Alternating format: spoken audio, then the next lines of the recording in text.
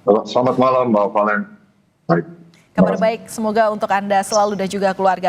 Pak Wibawanto, persiapan logistik tanggal 18 sampai 19 April 2026 ini masih terpantau di Islamabad, Pakistan. Dan Trump beberapa waktu lalu sempat bilang kalau negosiasi kedua akan berlangsung hari Senin atau tanggal 20 April, kurang lebih di dalam waktu setempat.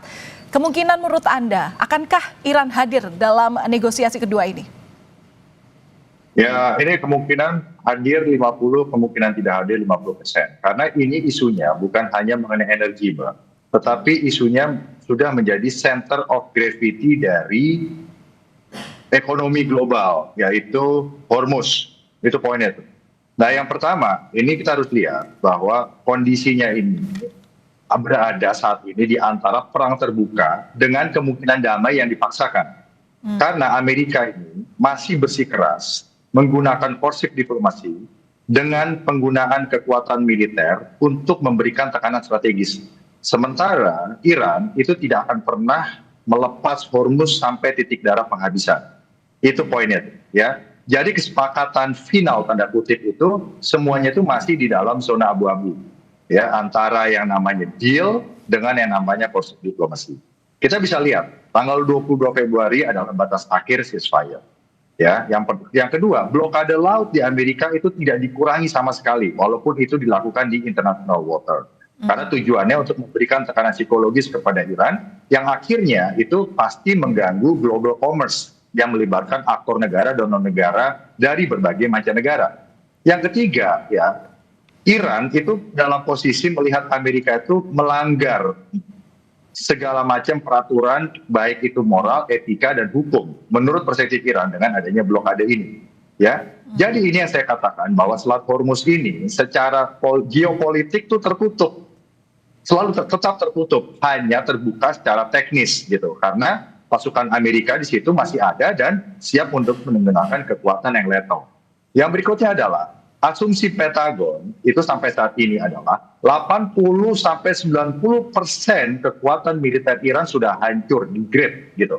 Dan dengan dilakukannya blokade ini, berarti ini mengganggu 90% darah ekonominya Iran. Itu poinnya tuh.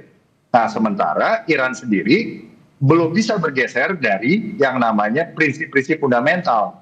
Termasuk adalah orientasi geopolitik Iran yang harus diakui, termasuk juga untuk membangun kekuatan nuklir, termasuk juga untuk meminta pergantian kepada Presiden Trump akan terhadap serangan militer yang terjadi selama ini, dan termasuk juga minta pencabutan dari sanksi. Jadi ini jangan dilihat sebagai post-war settlement, tapi harus dilihat sebagai pause atau istirahat sementara untuk naik ke eskalasi selanjutnya. Nah, Oke, kita lihat berarti dari maksud perspektif. Anda perang ini akan berlanjut karena kita juga harus tahu bahwa untuk gencatan senjata periodenya 2 pekan itu akan berakhir tanggal 22 April. Iya, iya, ini masih akan berlanjut, makanya ini dari perspektif militer, ya, artinya Pentagon yang berada di bawah komando Presiden Trump, ya, itu tugas sekarang posisinya adalah mengikuti order Presiden Trump yang masuk dalam kelompok hardliner, yaitu apa? Meminta Iran untuk menyerah, ya, menyerah gitu loh. Nah, jadi ini bukan hanya bagaimana Iran sama Amerika itu mencapai deal, tetapi Iran harus menyerah dulu, baru mengikuti deal yang dilakukan oleh Amerika. Itu posisinya. Sementara di Washington ini terpecah posisinya. Ada posisi lain yang mengatakan bahwa saatnya kita sekarang harus segera meraih deal dan upayakan gencatan senjata permanen, ya. Tetapi itu masih ditolak oleh kubunya Trump. Itu poinnya tuh. Nah, dari sisi lain, dari sisi strategis kita melihat bahwa ini bukan hanya mengenai Hormuz, tetapi ini mengenai perebutan struktur regional security complex di Timur Tengah, di mana Iran masih meminta eksistensi geopolitik mereka diakui. Contoh, Ya. mereka diizinkan membangun nuklir. Kedua, jangan ganggu proksi-proksi mereka yang ada di kawasan, dari Hizbollah, Hamas, Houthi, dan milisi-milisi yang ada di Syria dan Irak. Yang ini pasti ditentang oleh Amerika, gitu loh. Nah, jadi harus dilihat ini sebagai serious game masih. Dan harus digarisbawahi bahwa upaya militer itu, kemenangan militer itu tidak selalu diikuti oleh tercapainya tujuan politik atau perdamaian yang diharapkan atau perubahan strategis yang diharapkan.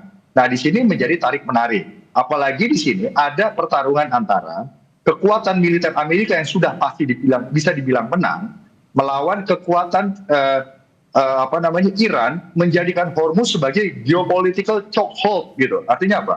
Artinya hanya Iran yang bisa membuka Selat Hormuz. Kalau tidak bisa mau apa? Mau serangan nuklir, mau serangan invasi, ya silakan begitu. Nah sekarang yang menjadi serangan dari Iran adalah center of gravity-nya Amerika sendiri. Semakin lama yang dilakukan, semakin suffer ekonomi global karena fluktuasi yang terjadi karena fluktuasi harga yang di dalam sektor energi dan juga akhirnya ke supply chain global yang akhirnya bisa backfire ke Amerika gitu. Sementara domestik politik di Amerika juga udah nggak mendukung ini mayoritas. Gitu. Kedua negara tahu konsekuensi masing-masing terkait dengan perebutan Selat Hormuz. Maksud kami adalah Selat Hormuz yang harus diakui itu adalah statusnya punya Iran dan kemudian Amerika yang harus diakui kemenangannya. Nah, dengan konsekuensi yang diketahui oleh kedua negara ini, serangan ini akan makin brutal atau masing-masing negara akan menahan diri karena mereka tahu konsekuensinya masing-masing. Ya, jadi di dalam perang itu rationality-nya itu disebut bounded rationality. Itu Mbak harus tahu. Jadi rationality-nya itu adalah rationality yang relatif. Makanya kita bisa buat 3 skenario saat ini. Ya. Skenario pertama itu yang paling modern. Iran akhirnya membuka Selat Hormuz permanen. Tetapi Amerika harus memberikan kompensasi. Kompensasinya apa? Misalnya, diizinkan untuk membangun nuklir seperlunya. Yang berikutnya sanksinya beberapa dibatalkan gitu ya, dan diberikan apa yang menjadi permintaan Iran. Tetapi ini chance-nya nggak besar gitu, karena yang paling besar chance-nya jujur aja itu adalah tidak ada deal fundamental apapun yang akan dicapai. Karena biar bagaimanapun ya kita juga tidak bisa naif bahwa China dan Rusia itu masih membackup Iran ya, walaupun tidak berkonfrontasi dengan Amerika. Dan kalau ini yang terjadi berarti akan ada ceasefire tambahan ya, tapi akan diikuti oleh special operation and law intensive conflict seperti apa yang terjadi selama 7 tahun terakhir. Dan kemungkinan ketiga adalah terjadi re-escalation. Re-escalation ini yang akan menimbulkan ya konflik berkepanjangan dan bisa melibatkan dengan adanya chain reactions kekuatan regional lainnya dan akan melebar kemana-mana. Dan itu yang terjadi. Jadi untuk Indonesia apa yang dilakukan kalau itu terjadi?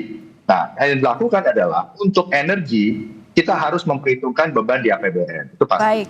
Yang kedua, ya untuk perdagangan ini mengganggu global supply chain, global commerce. Jadi Indonesia harus melakukan diplomasi supaya semua aktor yang tadi Mbak bilang itu kembali kepada pentaatan kepada UNCLOS, deeskalasi, keamanan. Dan kita harus siap dengan berbagai macam skenario. Kalau terjadi perang dunia, terjadi krisis global, apa yang akan dilakukan? Itu. Ya, kita masih ada waktu 2 hari untuk menantikan akhir dari gencatan senjata ini dan bagaimana 50% kemungkinan Iran dapat mengikuti kemudian keinginan Amerika untuk melakukan dialog periode kedua ini. Terima kasih sudah berbagi insight Anda di Kompas Malam Kompas TV, pakar geopolitik dan keamanan nasional, Pak Wibawanto Nugroho. Salam sehat selalu, Pak Wibawanto. Terima kasih.